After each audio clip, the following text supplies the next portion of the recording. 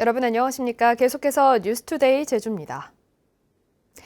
오는 7월 전국 자치경찰제 전면 시행을 앞두고 제주자치경찰위원회가 출범했습니다. 전국에서 유일하게 이원화된 국가경찰과 자치경찰의 사무를 함께 지휘 및 감독하게 되는데 인력 배치와 업무 분장 등 과제도 산적합니다. 박주연 기자입니다.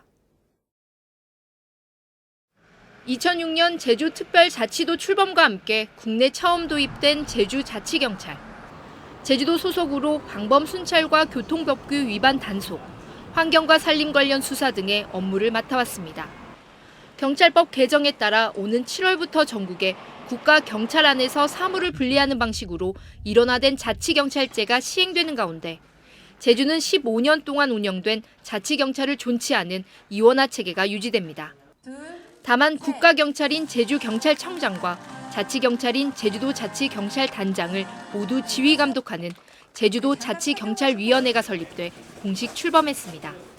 서로 국가와 지방자치의 서로의 보완이라는 이런 차원에서 저희들이 문제점을 발굴하고 개선해 나가는 방향에서 그런 면에서도 매우 중요한 의미와 역할을 하게 된다고 생각을 합니다.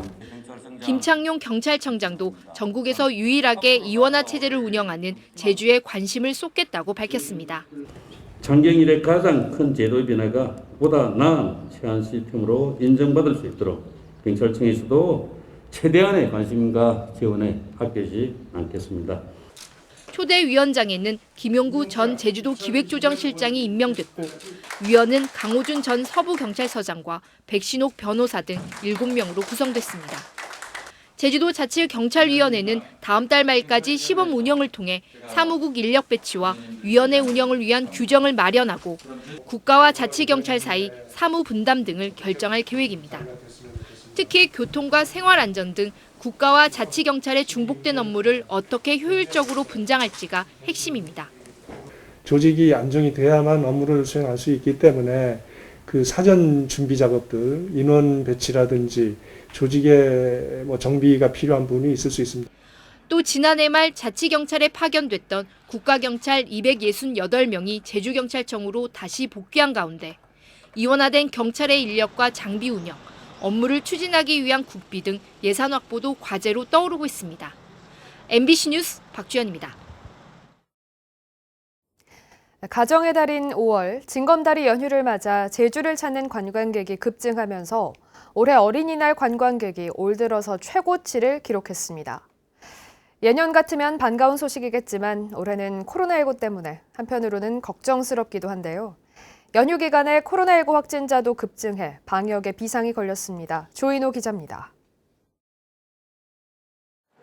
제주공항 도착 대합실에 관광객들이 줄을 지어 꼬리를 물고 들어옵니다. 항공기 도착을 알려주는 모니터에는 5분에 두세 대씩 빽빽하게 표시되어 있습니다. 올해 어린이날 제주를 찾은 입도객은 4만 5천여 명으로 올 들어 가장 많았습니다. 지난해 어린이날에 1만 9천여 명보다 2배 이상 늘었고 코로나19 발생 이전인 재작년에 3만 7천여 명보다도 많았습니다. 징검다리 황금 연휴가 시작된 지난달 30일부터 엿새 동안 하루 평균 입도객도 3만 7천여 명. 지난해 추석 연휴 때의 3만 1천여 명보다도 많았습니다. 휴가차 계획을 잡았고 그래서 해외로는 못 가기 때문에 제주도가 그나마 괜찮아서 잡고 왔어요. 문제는 제주 지역에서 코로나19 확진자도 급증하고 있다는 것입니다. 최근 일주일 사이 발생한 확진자는 43명, 79%인 34명은 도내 확진자의 접촉자였습니다.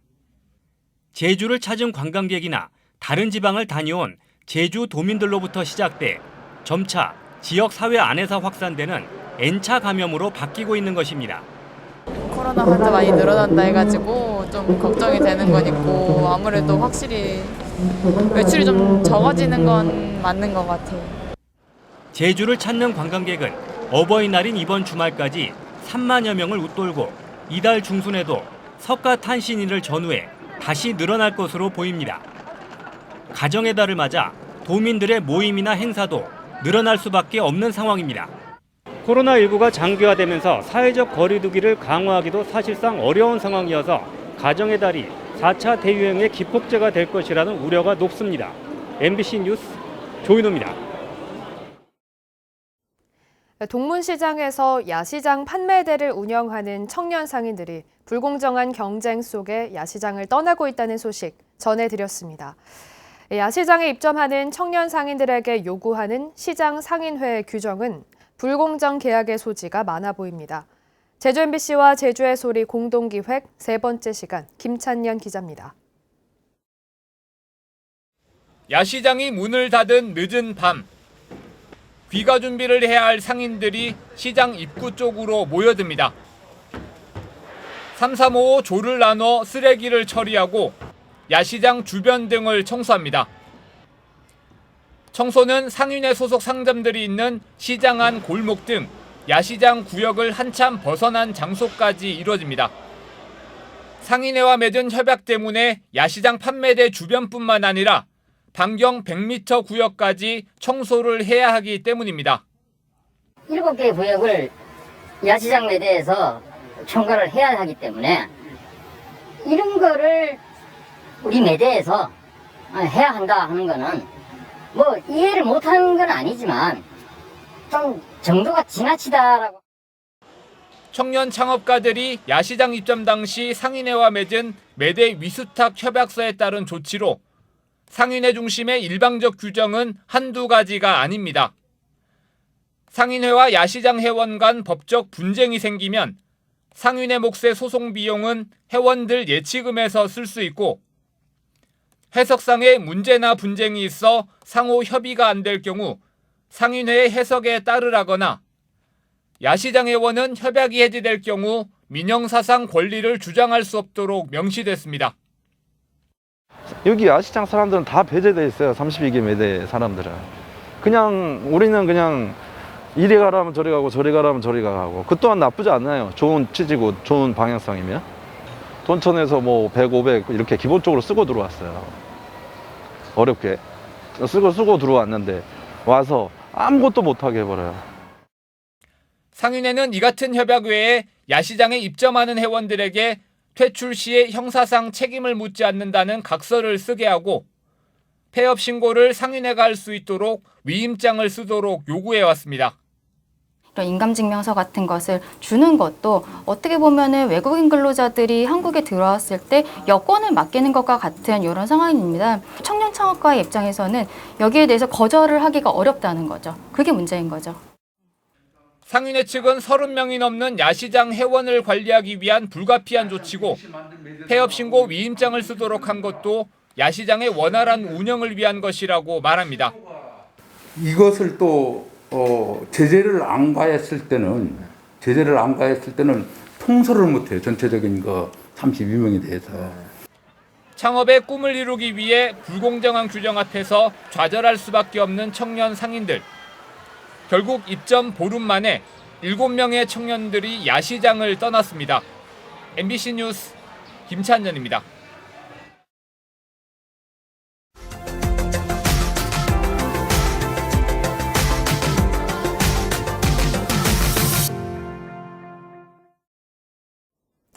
진도군의 한 장애인 지원센터에서 직장 내 괴롭힘이 반복되고 있습니다. 전남도 인권보호관의 2차례 시정 권고에도 감독기관인 진도군이 뒷짐을 지고 있는 사이 피해자의 고통은 깊어지고 있습니다. 목포 MBC 김진선 기자입니다. 진도군이 매년 1억 4천만 원 이상의 예산을 지원하는 장애인 지원센터. 전남도 인권센터는 지난해에 이어 올해도 이 센터에서 직장 내 괴롭힘이 발생했음을 인정했습니다. 운전직으로 근무하는 A씨에게 동료가 폭언과 욕설, 험담을 해왔고 업무에서 배제하는 등 지속적인 괴롭힘을 가해왔다는 겁니다. 지난해 5월에도 당시 센터장 등이 A씨를 괴롭힌 사실이 인정돼 시정 권고가 내려졌지만 달라지는 건 없었습니다. 이번에 제가 생계를 유지해야 되기 때문에 버텨온 거고 정말 지옥 같았고. 2차례 결정문을 통해 도민 인권보호관이 감독기관인 진도군에 주문한 건 정기적인 지도점검. 진도군은 괴롭힘 방지 교육을 2차례 실시했다고 밝혔지만 정작 A씨는 이 교육에서도 배제되는 등 이 과정에서도 괴롭힘이 이어졌습니다. 문제가 불거진 뒤에도 괴롭힘 가해자 가운데 한 명이 센터장이 되면서 예견된 일이었는데도 군의 관리 감독은 여전히 이루어지지 않았습니다.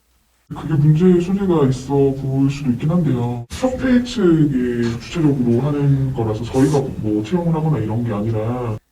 이렇다 보니 정작 센터 측은 도민인권보호관의 조사 결과마저 전면 부인하며 이의 제기에 나서겠다는 입장. 지금 이의 신청한 상태고 아직 그 이의 신청한 상태에서 아직 지금 어떠한 지금 그게 지금 내려오지 않은 상태라 저희도 그거에 대해서는 어떻게 뭐라고 말씀을 드리겠습니다. 5인 미만의 소규모 사업장에서 더 힘들 수밖에 없는 직장 내 괴롭힘. 감독기관인 진도군이 보조금만 내줄 뿐 관리 의지를 보이지 않으면서 피해자는 정신과 치료에 의지하고 있습니다. MBC 뉴스 김진선입니다. 도내 한 장애인 특수학교에서 학교폭력 사건이 발생해 경찰이 수사에 나섰습니다. 피해 학생 학부모에 따르면 특수학교 학생인 18살 A양은 지난달 말 통학버스 안에서 같은 학교 학생에게 괴롭힘을 당해 피멍과 찰과상을 입었습니다. 경찰은 피해 학부모의 신고로 수사에 착수했으며 통학버스 안 CCTV 등을 분석해 사건 경위와 버스에 동승했던 교사의 관리 소홀 여부 등에 대해 조사하고 있습니다.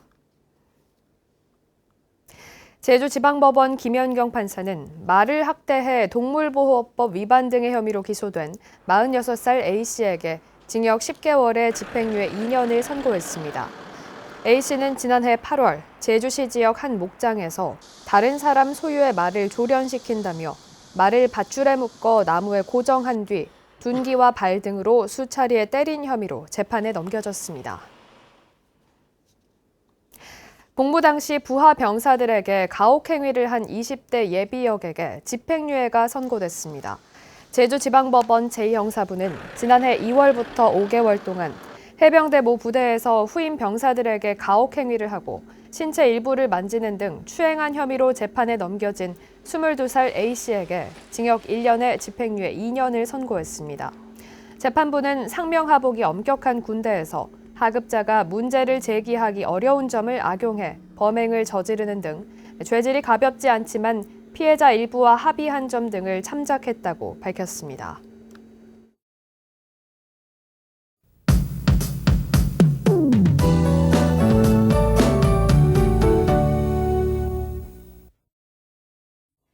오늘 황사의 영향으로 공기질이 좋지 않겠습니다. 그제부터 고비 사막에서 또 황사가 발원하고 있는데요. 오늘 모래먼지가 북서풍을 타고 우리나라로 유입되면서 제주도에 영향을 줄 가능성이 있겠습니다. 오늘 제주도의 미세먼지 농도가 점차 높아지면서 나쁨 수준이 예상됩니다. 올해 들어 유독 황사 소식이 잦습니다. 황사 발원지의 고온 현상과 건조함, 그리고 우리나라의 하강 기류가 더해지면서 올봄 들어 황사의 영향을 자주 받고 있는 건데요. 이번 황사는 주말인 내일도 영향을 받을 것으로 예상됩니다. 주의하시기 바랍니다. 그제부터 고기압의 영향으로 맑은 날씨가 이어지는 가운데 대기는 차차 건조해지고 있습니다. 오늘도 산불이나 화재 사고 없도록 불조심해 주시기 바랍니다. 자세한 지역별 날씨 알아보겠습니다. 오늘 제주도 전역에서 구름 낀 가운데 대체로 맑은 날씨를 보이겠습니다. 아침 현재 기온은 북부 지역이 19도, 남부와 동부 지역은 18도로 포근하게 시작하고 있고요. 한낮 기온은 북부 지역 25도, 동부 지역 24도까지 오르면서 평년보다 높은 기온을 보이겠습니다. 오늘 도서 지역도 대체로 구름 낀 가운데 대체로 맑은 날씨가 이어지겠습니다. 바다의 물결은 전해상에서 잔잔하게 일겠는데요. 제주도 남쪽 먼바다를 중심으로는 오늘 오전까지 비가 오면서 안개가 짙게 끼는 곳이 있겠습니다. 해상 안전사고에 주의하시기 바랍니다. 이번 주말 동안 대체로 맑고 따뜻한 봄 날씨를 보이겠고요. 다음 주 초중반에는 다시 봄비가 내릴 전망입니다. 날씨였습니다. 제주 4.3 중앙위원회에 신설되는 분과위원회가 추가 진상 조사를 심의하게 됩니다. 행정안전부가 입법 예고한 4.3 특별법 시행령에 따르면 추가 진상조사 분과위원회는 국회 추천 4명 등 9명 이내로 구성되며 4.3 평화재단이 수행하는 추가 진상조사 계획 수립과 결과, 보고서 작성과 발간을 사전 심의합니다. 시행령에는 수령인 직권 재심을 위한 실무위원회의 대상자 확인 등 법정 근거도 마련됐지만 위자료 지급에 대한 세부 절차는 포함되지 않았습니다. 제주 4.3을 소재로 한 창작 오페라 순이 삼촌이 올 연말 경기도에서도 공연됩니다. 제주 4.3 평화재단은 현기영 작가의 소설 순이 삼촌을 기반으로 지난해 첫 공연된 창작 오페라 순이 삼촌이 내용 보완 작업 등을 거쳐 올 연말에 경기 아트센터와 제주 아트센터에서 2차례씩 모두 4차례 공연한다고 밝혔습니다. 이를 위해 경기도의회는 최근 임시회에서 관련 예산 1억 5천만 원이 반영된 추경 예산안을 최종 의결했는데 더불어민주당 소속 제주도의회 의원들은 경기도가 전국 최초로 제주 4.3 관련 예산을 편성했다며 환영했습니다. 제주 지역의 인구 감소에도 세대 수는 증가하는 것으로 나타났습니다. 행정안전부 국가통계포털에 따르면 지난달 말 기준 제주도 인구는 67만 4천 명으로 작년 말보다 151명 줄었습니다. 반면 세대 수는 30만 3천 세대로 같은 기간 1,100여 세대 증가했습니다. 제주도는 최근 1인 가구가 늘고 무주택 세대주에게 유리한 주택 청약 제도와 각종 세제 혜택 등을 고려한 세대 분리가 증가하는 것으로 보고 있습니다. 제주 이시돌 목장의 태시폰식 주택을 문화재청이 국가등록문화재로 등록 예고했습니다. 이번에 등록되는 태시폰식 주택은 1961년 고 맥그린치 신부가 이시돌 목장을 개척하면서 한림읍 금악리에 지은 2채로 우리나라에서 제주에만 남아있는 태시폰 24채 가운데 가장 오래된 것입니다. 태시폰은 고대 페르시아의 건축 양식인데 문화재청은 제주도 목장 개척사와 생활사, 주택사에서 중요한 근대 유산이라고 밝혔습니다. 뉴스투데이 제주를 마칩니다. 고맙습니다.